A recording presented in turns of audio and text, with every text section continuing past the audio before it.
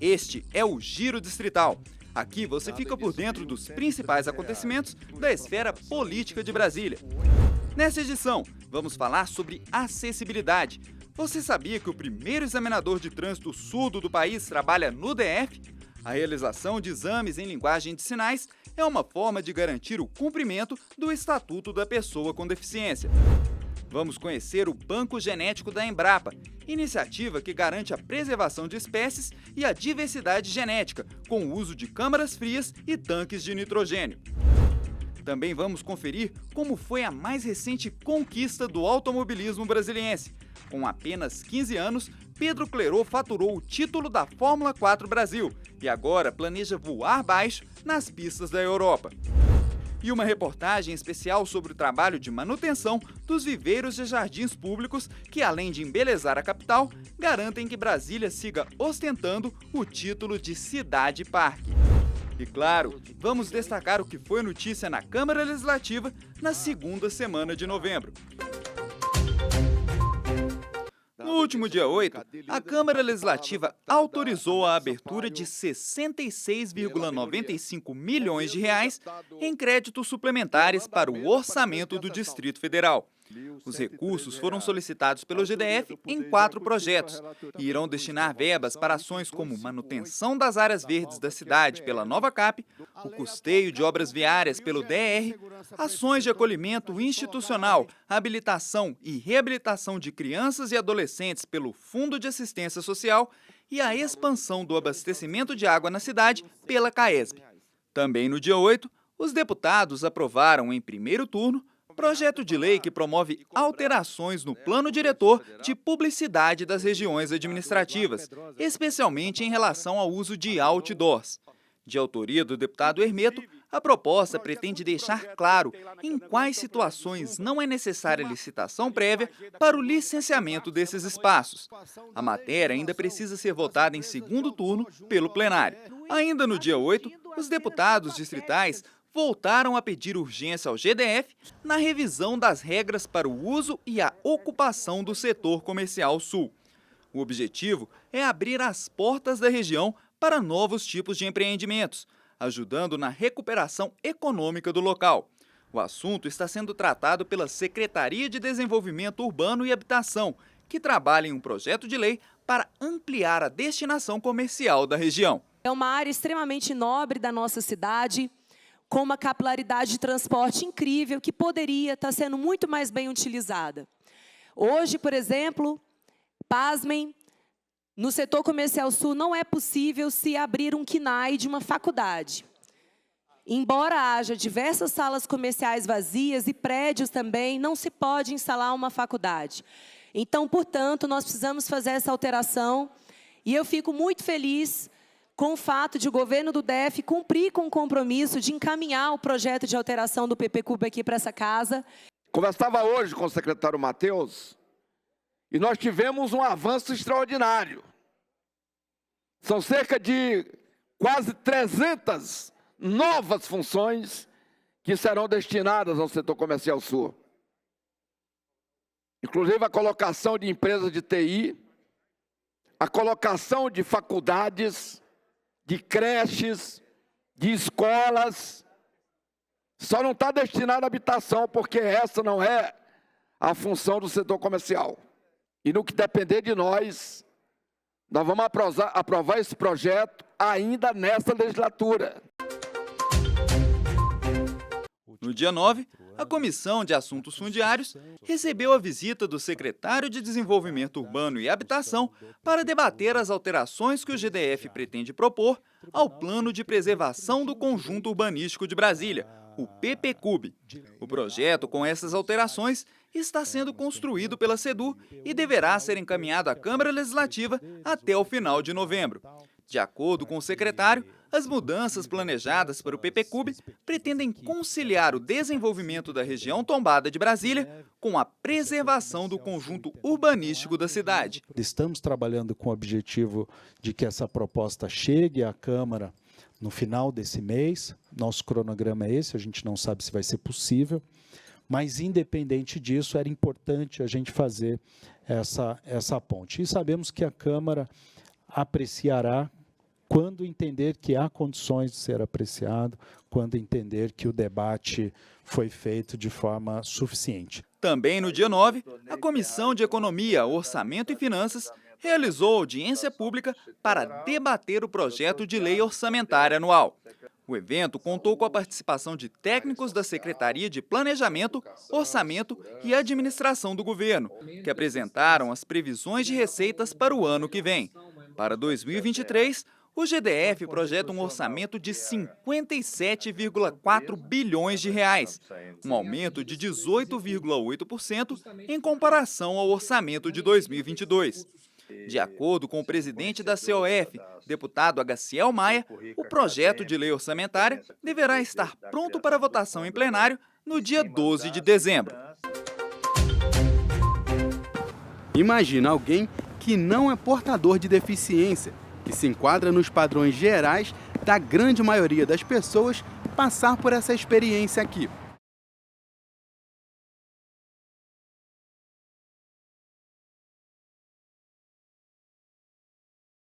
Um mundo totalmente sem som. Diferente, né? Essa é a realidade deste servidor do Detran DF.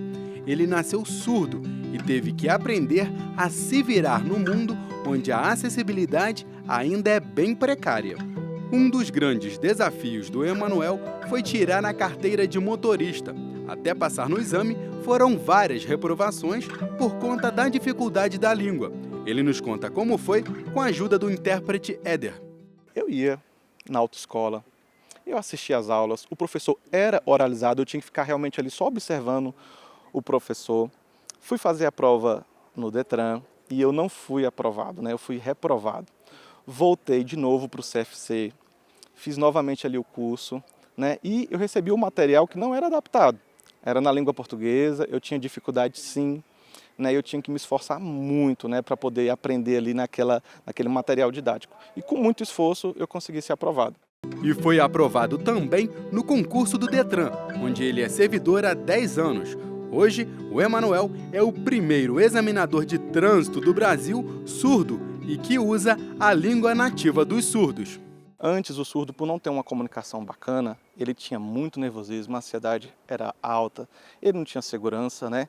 E eu percebo que agora, como eu estou atendendo ele na minha língua, que é a Libras, eu percebo que a ansiedade do surdo diminuiu. A prova também, eu percebo que o surdo tem muito mais segurança pelo fato de eu estar junto com eles, de eu saber avaliar na qualidade da língua que ele está ali exercendo. Com o projeto Libras no Trânsito, o Detran pretende dar condição bem melhor para surdos que passam no processo de tirar a carteira de motorista. Hoje, as aulas costumam ser em português, com a participação de um intérprete. Para isso, é importante formar cada vez mais examinadores e instrutores que também sejam surdos. Mas o intérprete ele está traduzindo e aí muita coisa pode se perder. Até mesmo a forma de comunicação é diferente de uma língua para outra. A nossa proposta é que as aulas elas aconteçam na língua 1 do surdo, que é Libras, e aí nós imaginamos que a compreensão do conteúdo didático que precisa ser ministrado vai chegar com maior qualidade. Segundo a pesquisa distrital por amostra de domicílio de 2021, mais de 90 mil pessoas têm algum grau de deficiência auditiva no DF. O secretário da Pessoa com Deficiência diz que o projeto Libras no Trânsito é uma medida importante para dar acessibilidade e oportunidade para pessoas surdas. Projetos como esse do Detran, onde um surdo pode ser um avaliador, pode ser realmente um capacitador de outros surdos, é realmente importante porque a gente vê não apenas a acessibilidade comunicacional, mas principalmente a acessibilidade atitudinal. Quando as pessoas têm a atitude de colocar o surdo em um patamar de igualdade, ela começa realmente a desenvolver mais cidadania e mais inclusão. O deputado Yolando é autor do Estatuto da Pessoa com Deficiência. Para ele, a articulação conjunta entre a Câmara Legislativa e o GDF é fundamental para que os direitos desse público específico sejam garantidos no dia a dia. Então é necessário que todo o governo, toda a estrutura do governo se vire para essas pessoas dando uma atenção em especial. Nós aprovamos na semana retrasada aqui nesta casa um projeto de lei de suma importância, que é fazendo com que os concursos públicos da Secretaria de Educação seja acompanhada por intérpretes, uma vez que eles têm a dificuldade da determinada leitura. Então, nós acreditamos que a Câmara Legislativa, juntamente com o governo, está fazendo uma atuação conjunta em favor dessas iniciativas que vai muito a ajudar as pessoas com deficiência.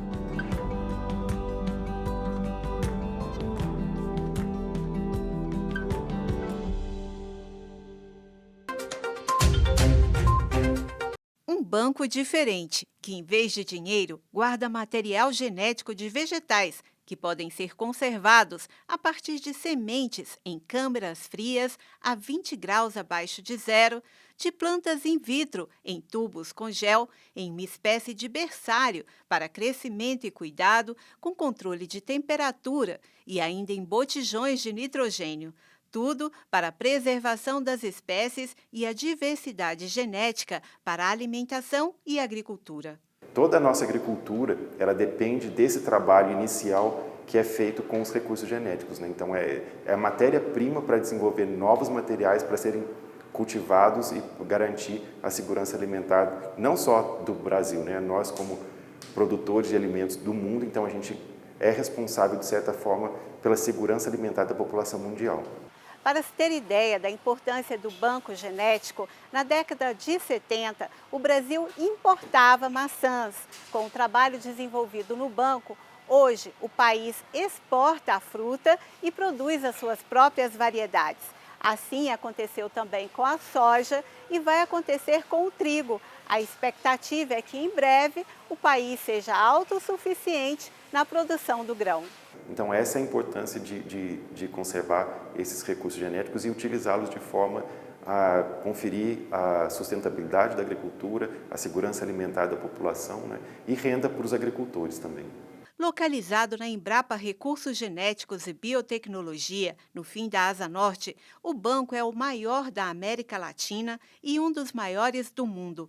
Um prédio de 2.000 metros quadrados e 2 pavimentos abriga o trabalho que envolve técnicas avançadas de conservação, que incluem sementes, plantas, DNA, embriões e micro-organismos, que podem garantir a segurança alimentar das atuais e futuras gerações. Ele funciona como se fosse um banco central. Ele é uma estrutura que existe porque existem várias outras unidades, vários outros institutos de pesquisa do Brasil que trabalham em parceria com o banco genético, né? Então, a gente tem hoje mais de 40 unidades da Embrapa que desenvolvem ações de pesquisa, de conservação, de uso, de caracterização, né, para identificação de características interessantes nesses materiais. No banco genético de animais, os embriões são conservados por congelamento em botijões ou tanques de nitrogênio líquido a 200 graus abaixo de zero. O DNA de animais, por sua vez, fica no freezer a 80 graus negativos. Então, a gente se preocupa muito com isso, a conservação de todo esse material para que ele possa ser introduzido na pesquisa agrícola e contribuir para que a gente tenha uma agricultura mais sustentável e mais diversa para o futuro. O banco possui também a parte de conservação de micro-organismos, que podem ser usados no controle biológico de pragas e insetos, por exemplo. Você utilizar inimigos naturais, por exemplo, de certas pragas e doenças, então você pode fazer um controle de pragas e doenças sem usar químicos, por exemplo. Então, a gente tem toda essa parte. E, além disso, os micro-organismos são muito importantes. Por exemplo, na produção de bebidas lácteas, de cerveja, de vinho. Então, tem toda uma função deles que são relacionadas também à parte de alimentação, né? O material disponível no banco genético vem de outras unidades da Embrapa espalhadas pelo país. Todo o material genético pode ser conservado por longos períodos. Por isso, tudo é monitorado e fica em área de segurança. Saiu o primeiro campeão da Fórmula 4 Brasil. O vencedor é Pedro Clerot. Modéstia à parte, talento aqui da nossa terrinha. O brasiliense de 15 anos faturou o troféu com uma rodada de antecedência no Autódromo Internacional Ayrton Senna, em Goiânia, no dia 6 de novembro. Sem dúvida foi uma coisa inédita, assim, ser o primeiro campeão da história da Fórmula 4 Brasil. Estou muito feliz, mas a gente ainda tem uma etapa pela frente, ainda eu quero buscar mais vitórias, mas ainda assim ser campeão com uma etapa de antecedência já é muito legal. Das 15 rodadas na temporada, ele ficou em primeiro lugar em 7 delas. A classificação atual entre os primeiros colocados está assim: Pedro Clerot com 215 pontos, Lucas Staico com 163 pontos e Vinícius Tessaro com 133 pontos. Com a façanha, Clerot, que é piloto da equipe Full Time Sport, conquistou 12 pontos de licença na Federação Internacional de Automobilismo. Uma etapa importante, já que para chegar à Fórmula 1, o sonho dele é preciso atingir 40 pontos. Depois de se firmar como promessa no Brasil, Clerot já planeja acelerar mundo afora. Eu vou para a Europa ano que vem, ainda não posso anunciar onde, mas a gente vai andar fora. Já estou muito feliz de já poder anunciar isso. Ainda não posso anunciar a equipe, mas nem o campeonato, mas mais para frente vocês vão ver. E muito legal poder representar o Brasil já nessa, assim, no meu sonho, e continuar vivendo o meu sonho aí agora dessa vez fora. Pedro, ele começou com a gente com 8 anos, né? Começou no cadete e aí foi galgando na júnior menor, júnior. O Pedro como é que eu vou dizer, um talento, né? Você pode ver que ele é muito dedicado, menino determinado, já passou por umas situações de provação e tem saído muito bem. Então, eu acredito que o futuro é promissor. A próxima etapa da Fórmula 4 Brasil vai ser disputada nos dias 10 e 11 de dezembro no Autódromo de Interlagos, em São Paulo. Será que o Pedro, que já é campeão, pretende relaxar? Cada etapa é formada por 2 treinos, um qualify em 3 corridas. A gente tem mais 3 corridas. Eu tenho 7 vitórias hoje na temporada. Quero terminar ali com 10, então ganhar as próximas 3, que é bem difícil, mas vamos para cima. Não quero terminar a temporada assim, já fui campeão, não quero fazer mais nada, quero vir buscar mais vitória.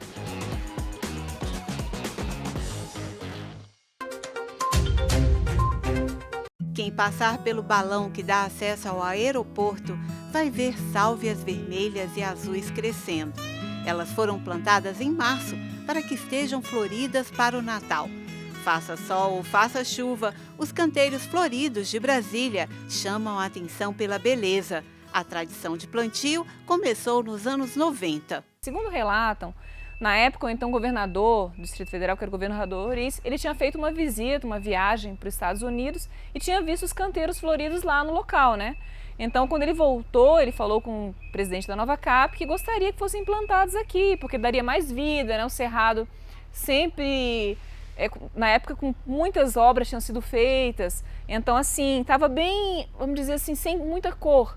As mudas de flores que ornamentam os canteiros da capital são produzidas neste viveiro de 28 hectares da Nova Cap, no setor de mansões do Parkway. A empresa também produz muda de árvores. 60% das espécies são nativas do Cerrado. 100 mil delas serão plantadas no DF até fevereiro do ano que vem. 40 mil mudas são de ipês.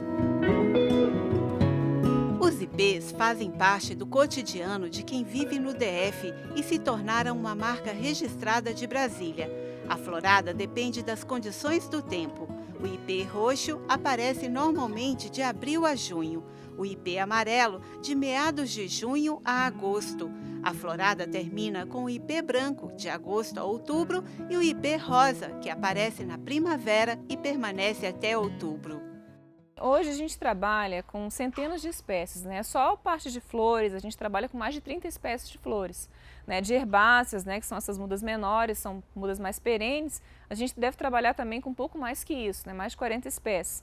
Aí vai a parte de arbustos, que são mais de 100 espécies de arbustos. Árvores, são 200 espécies de árvore. E plantas de sombra também, então tem diversidade muito grande de espécies. Nos viveiros são realizados pesquisas e experimentos para a produção de espécies de árvores e de flores que se adaptem melhor às condições de clima e de solo do DF. Boa parte das espécies de flores não tolera chuvas contínuas e carece bastante de sol para a produção de flores mais viçosas e com cores mais vivas. No período de seca, são plantadas flores que exigem menos rega.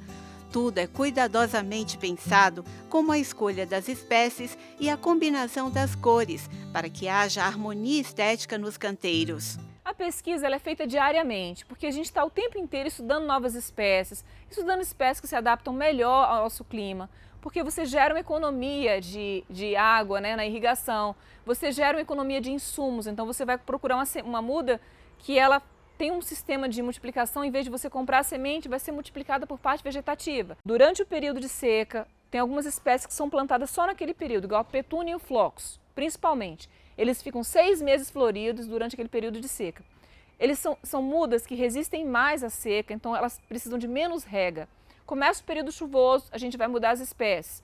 Algumas mudas a gente usa o ano inteiro, como a dália, a zinnia, os próprios cravos, então são mudas que resistem tanto à seca quanto à chuva. No viveiro da Divisão de Parques e Jardins da Nova Cap, entre produção, plantio e manutenção das flores, trabalham 56 servidores e as reeducandas do sistema prisional. Atualmente, 100 mulheres trabalham na produção das mudas, desde o semeio. Elas recebem bolsa, vale alimentação e vale transporte. Quando eu cheguei aqui, eu pensei que eu não ia gostar, né? Quando eu cheguei, porque eu não gostava nem de planta. Aí com os tempos, aí eu fui aprendendo a carpinar, carpinei muito aqui. E depois aprendi a fazer estaquinha, fazer vasinhos. Aí onde fui me apaixonando pelas plantas e hoje eu gosto muito. Elas são responsáveis por todas as etapas de produção, desde a fase inicial, de coleta de semente, a semeadura, a repicagem e toda a manutenção dessas mudas. É um trabalho, assim, além de ser muito importante para a ressocialização dessas mulheres, é muito importante para nós, como sociedade, entendeu? Então, assim, a gente está reintegrando o trabalho, ele dá um orgulho. Muitas dessas mulheres trabalham com a gente, já acabaram a pena, então elas saíram daqui com uma profissão. Muitas foram, apesar de serem mulheres já assim, com uma certa idade, 30, 40 anos, nunca tinham tido um emprego, primeiro emprego formal. Então aqui elas tiveram a possibilidade de, além de aprendizado, sair daqui com experiência profissional. Dos servidores, 8 são deficientes, como José Edson e Genival, que possuem deficiência visual completa e trabalham no reaproveitamento de material, como saquinhos e substrato. A gente se sente até gratificante para nós, né? Porque a gente, através do nosso serviço, embora seja um serviço que é reaproveitamento, né, de material, mas de qualquer forma a gente está contribuindo, né, para a cidade, né? Se não fosse isso, esses materiais iam para o lixo, né? Se não fosse a nossa mão de obra, talvez eu colocaria outros funcionários para fazer, mas de qualquer forma a gente se sente bem feliz, né, em estar aqui trabalhando, contribuindo para a cidade, né? Essas plantinhas que saem tudo para a rua, saem da nossa mão e é muito bom. Quando a gente passa assim na rua e a pessoa fala, oh, que árvore bonita, né? Que jardim lindo, né?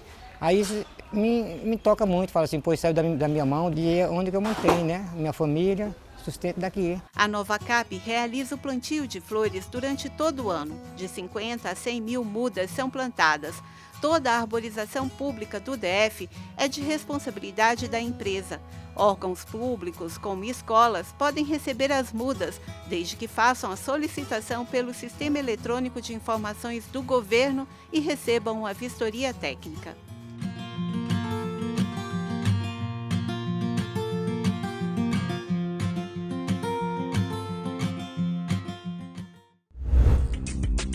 E não se esqueça, para outras informações sobre os trabalhos da Câmara Legislativa, acesse o portal de notícias da Casa.